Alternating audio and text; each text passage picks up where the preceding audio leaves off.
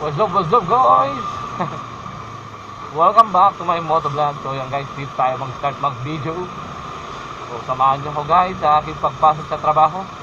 So ang oras pa lang ay 12:07. So maaga pa. So gusto kong i-share sa inyo yung aking experience dito sa NK400 ng CF Moto. Okay. So legal express na po ito guys. Ataw na tayo konti.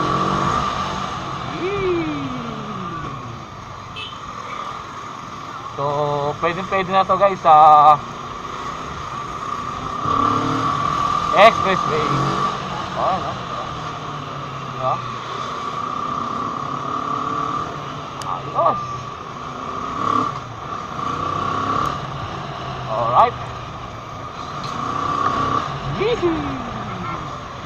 So yun guys, sasabihin ko na sa inyo kung ano yung ayaw ko dito sa NK pag umuulan. Ayan, pag umuulan. So ayan, pag umuulan ha. Ayan, ayaw ko. Siyempre maglinis ka ng motor mo. Linis mo lang, tapos umulan, di ba? Ginamit ulan, tapos siyempre madumi na naman. Yun yung ayaw ko pag umuulan. Malamang kahit sino dyan, malamang ayaw ng ano. Kasi kalilinis mo lang, kakarwas mo lang, tapos umulan, di ba? Yan ang ayaw natin pag umuulan. Hindi. Tungkol sa motor tayo guys. Ang ayaw ko sa motor na to ay pag umuulan ha. Ito ang ayaw ko. Pag umistop ako, pag nag-stop ako guys, yung radiator, umuusok siya pag nababasa ng ambon, tatalsikan siya ng ano. Kasi yun lang, nababasa ng konti, so normal naman yun. Nga lang, yun nga, nagmumoist, so baka maapektuhan yung wiring dito sa loob, diba? Magmumoist yan, siyempre nagmoist, diba? Magtutubig ngayon yan. Yun lang yung problema. Pag hindi tumatakbo, nagmumoist dito, umuusok yan. Pansin nyo yung mga una kong video, diba? Pinakita ko sa inyo, meron pa mas malakas dun, nausok guys. Pero yung temperature ng makina, nasa 2 lang ako, diba? Diba? So dito na tayo sa may ano, Holy Spirit palabas.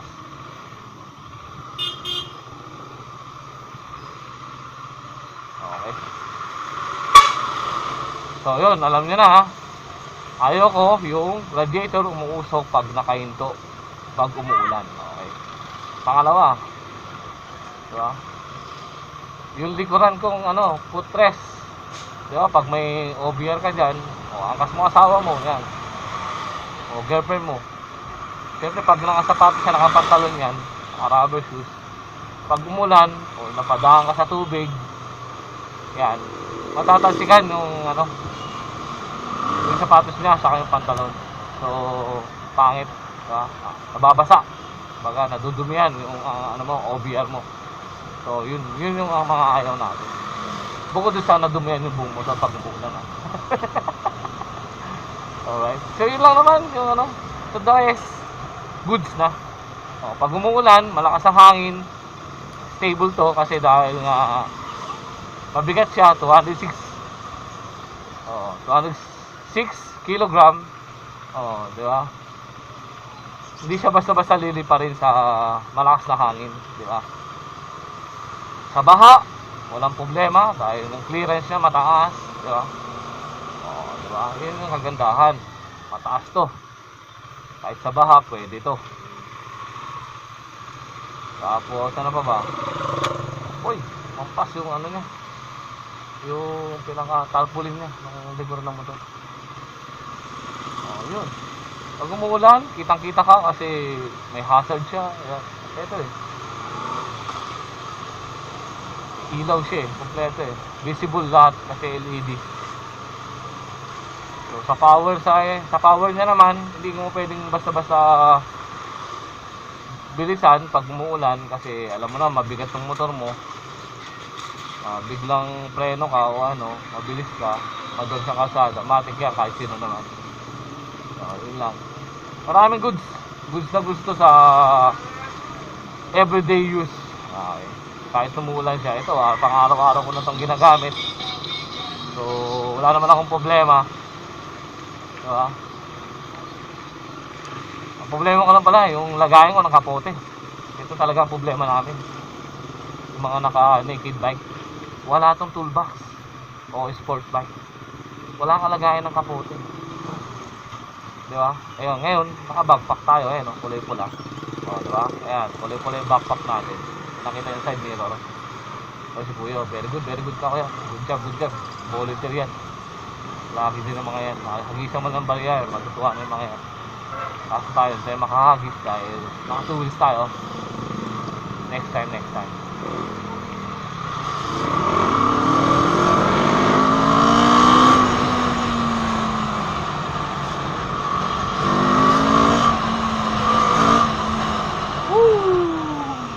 Sarap pumataw. Okay. Gusto guys, expressway guys. So sa pang beginner, ito daw yung pinaka the best na naked bike. So the best na to. Alright. Walang helmet. Yung helmet nasa matrasan ka. So yun, goods to. Yung takbo, yung walang problema. Sa baha, walang problema. Sa ulan, walang baha. Walang problema. So, ang ayaw ko lang, yun nga yung radiator, umuusok siya. Pag naka-stop ka.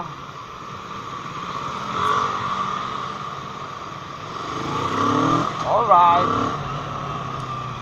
So, ano ba? Goods yun. Diba? Yun muna yung ayaw ko. Saka na yung mga goods. Yung goods halos lahat goods sa akin. Walang problema ayun, sa handling position, diba? Upright position,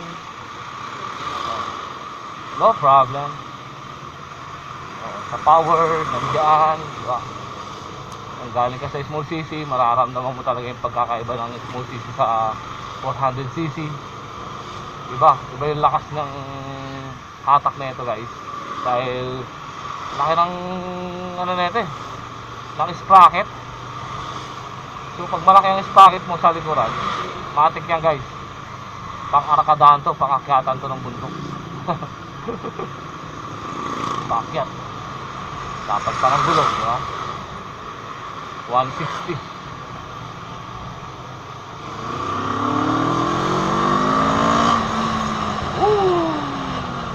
Ito ba yun? Yung na yun? Hataw na yun?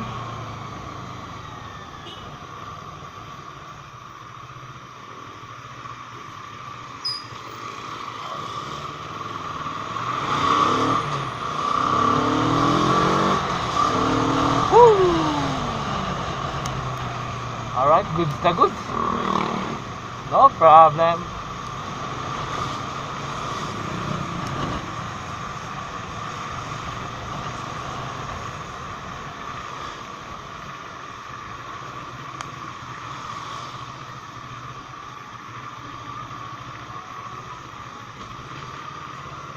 So yun guys, nandito na ako sa may Sauyo, sa loob ng Sauyo, Old Sauyo.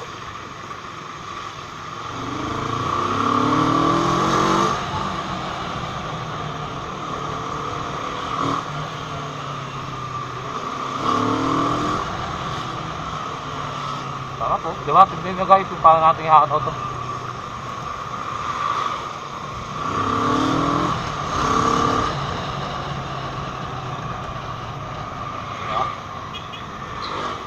Power talaga nandito guys. Talagang bibitaw siya pag yung throttle mo, bibitawag mo talaga.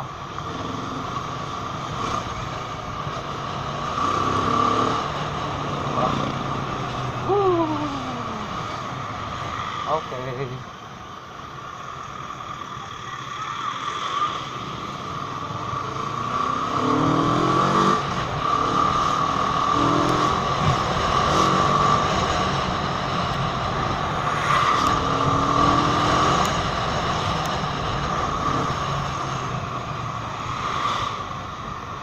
Alright. Enjoy lang natin itong biyahe natin. Yan o. Diba?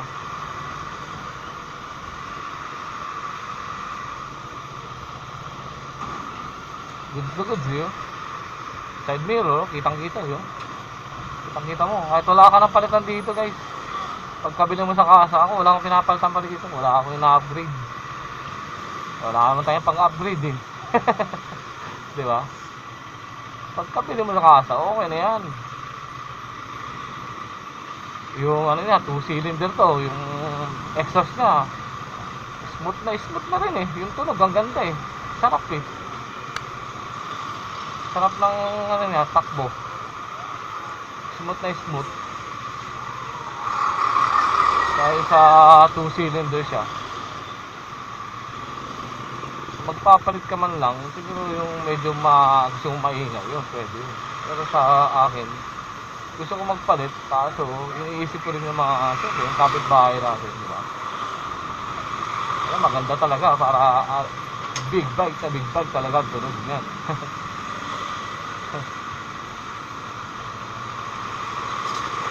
Bomba! Bomba! Eh, pag pinapabomba ako, bomba ko, ay baby pa! Yung tunog. Ang bomba natin, supot eh. Hindi pa siya nakakapon eh.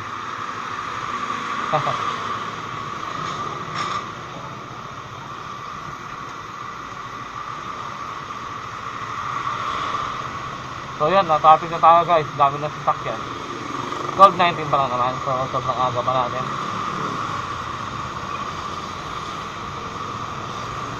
Yeah, huwag ka nang umulan. Pabadya na naman yung patak ng ambon. Ako guys, umuulan, maambon na naman oh. Ayan oh, mabadya na naman yung ambon.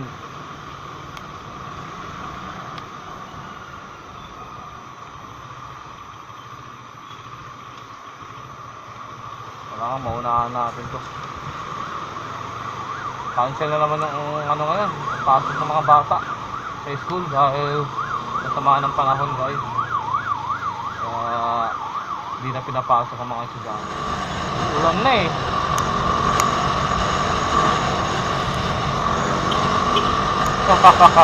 Takbo si Kuya eh.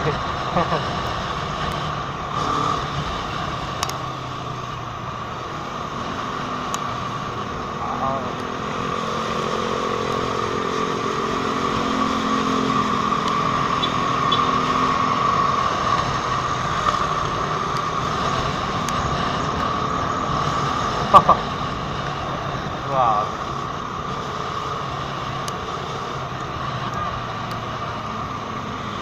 So ngayon guys, malapit na tayo sa ating workplace. So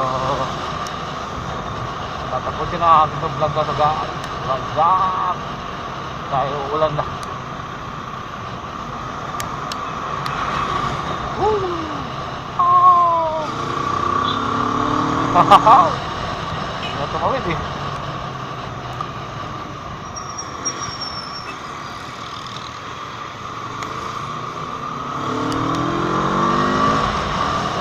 Alright guys, so yan, tatapusin na natin itong vlog na ito guys dahil malapit na tayo sa ating workplace. Ayan ako yung green na wall na yan.